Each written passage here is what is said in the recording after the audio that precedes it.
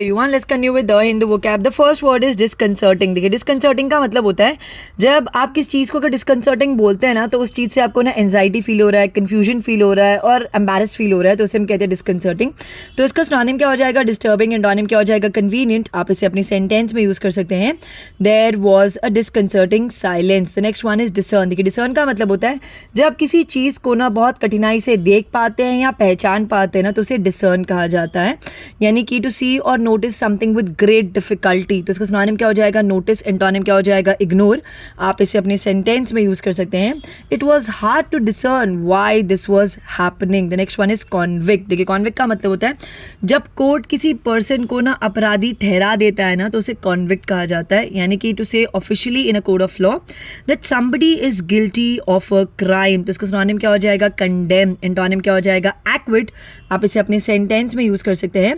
The jury convicted them of fraud. The next one is impel. देखिए impel का मतलब होता है किसी को कुछ करने के लिए फोर्स करना, उसे हम कहते हैं impel. यानी कि if an idea or feeling impels you to do something, you feel as if you are forced to do it. यानी कि आपकी वहाँ पे ना इच्छा नहीं है, उसे impel कहते हैं. तो इसका सिनोनिम क्या हो जाएगा? फोर्स. एंटोनिम क्या हो जाएगा? allow. आप इसे अपने सेंटेंस में यूज कर सकते हैं. I felt impelled to tell the truth, however painful it might be. The next one is adjourn. देखिए adjourn का मतलब होता है जब कोई मीटिंग या कोई न्यायिक कार्रवाई यानी कि ना कोर्ट का ट्रायल अगर कुछ समय के लिए ना रोक दिया जाता है और उसको वापस से ना स्टार्ट करने वाले होते हैं, यानी कि ना बाद में पुनः आरंभ करना, तो उसे एडजर्न कहा जाता है, यानी कि to stop a meeting, a trial etcetera for a short time and start it again later. तो इसका सिनोनिम क्या हो जाएगा? पोस्टपोन. एंटोनिम क्या हो जाएगा? Expedite. Example, the meeting was adjourned until Tuesday. The next one is oblique. Oblique का मतलब होता है जब कोई चीज़ ना डायरेक्टली नहीं बोली जाती है ना तो उसे हम oblique कहते हैं, यानी कि अप्रत्यक्ष रूप से व्यक्त या संपादित परोक्ष, उसे हम कहते हैं oblique. तो सिनोनिम क्या हो जाएगा? indirect. एंटोनिम क्या हो जाएगा? direct. आप इसे अपने सेंटेंस में यूज कर सकते हैं.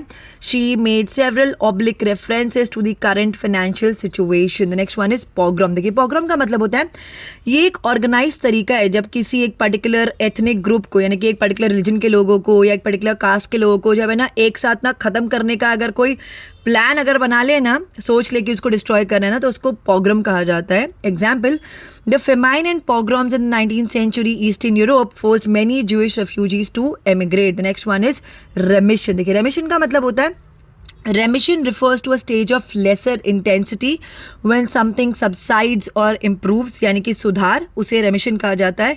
और एक रेमिशन का मतलब होता है कटौती, यानी कि एन एक्ट ऑफ रिड्यूसिंग और कैंसिलिंग द अमाउंट, यानी कि आपको एक सर्टेन अमाउंट ना पे करना था, उसमें अगर आपको कोई ना छूट मिल गई है या उसमें अगर कोई ना कटौती हो गई ना तो उसे भी रेमिशन कहा जाता है.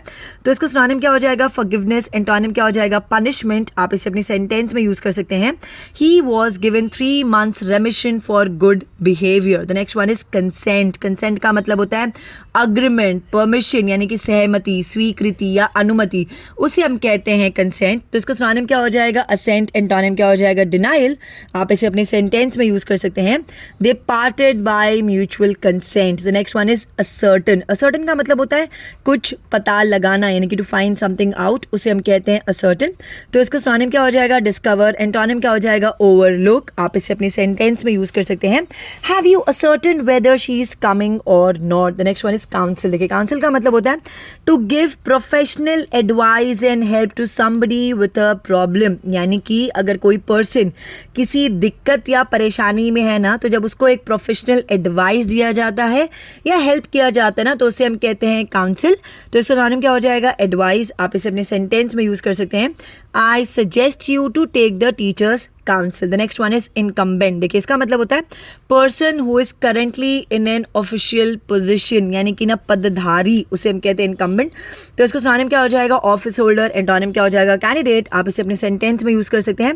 The incumbent president faces problems which began many years before he took office. The next one is intriguing. देखिए इसका मतलब होता है very interesting because of being unusual or mysterious, यानी कि कोई चीज़ अगर आपको ना इंटरेस्टिंग लगे क्योंकि थोड़ी सी अजीब है और मिस्टीरियस है ना तो उसे हम कहते हैं इंट्रीग्यूइंग। तो इसका सिनोनिम क्या हो जाएगा? इंटरेस्टिंग। एंटोनिम क्या हो जाएगा? अनइंटरेस्टिंग।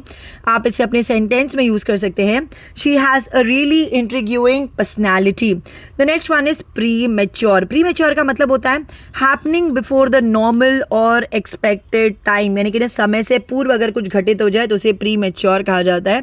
तो इसका सिनोनिम क्या हो जाएगा? अनटाइमली। एंटोनिम क्या हो जाएगा? टार्डी। टार्डी का मतलब क्या होता है? लेट। आप इसे अपने सेंटेंस में यूज कर सकते हैं। His pre mature arrival at his own surprise party almost ruined everything. The next one is contentious. देखिए कंटेंशियस का मतलब होता है किसी चीज़ को लेकर अगर बहुत जल्दी ना झगड़ा हो जाए और आर्ग्यूमेंट हो जाए ना तो उस चीज़ को ना कंटेंशियस कहा जाता है, यानी कि लाइकली टू कॉज आर्ग्यूमेंट। कोई चीज़ अगर विवादग्रस्त हो तो उसे हम कहते हैं कंटेंशियस। आप इसे अपने सेंटेंस में यूज़ कर सकते हैं। She has some very contentious views on education. The next one is intent. Intent का मतलब होता है what somebody intents to do, यानी कि किसी का इंटेंशन उसे हम इंटेंट कहते हैं। व्यक्ति जो करने का इरादा करे या इरादा। Example, the wording was a little unclear but I think I grasp the intent. The next one is dispute. Dispute का मतलब होता है झगड़ा। अ डिसएग्रीमेंट और argument between two people, group और कंट्री, यानी कि अगर कोई ना असहमति हो जाए या विवाद हो जाए दो लोगों के बीच में, दो ग्रुप्स के बीच में या दो कंट्रीज के बीच में ना, तो उसे हम कहते हैं डिस्प्यूट। तो इसका सिनोनिम क्या हो जाएगा? डिस्कॉर्ड। एंटोनिम क्या हो जाएगा? एकॉर्ड। आप इसे अपने सेंटेंस में यूज कर सकते हैं। The unions are in dispute with management over pay. The next one is relevant. Relevant का मतलब होता है कोई भी चीज़ अगर इंपॉर्टेंट है या यूजफुल है उसे आप कहेंगे रेलिवेंट, यानी कि महत्वपूर्ण और उपयोगी। तो इसका सिनोनिम क्या हो जाएगा? इंपॉर्टेंट। एंटोनिम क्या हो जाएगा? इररेलेवेंट। आप इसे अपने सेंटेंस में यूज कर सकते हैं। The point is highly relevant to this discussion. That's it for today. अगर आपको वीडियो अच्छा लगा तो इसे लाइक करें, शेयर करें, कमेंट करें और मेरे चैनल को सब्सक्राइब करें। Thank you.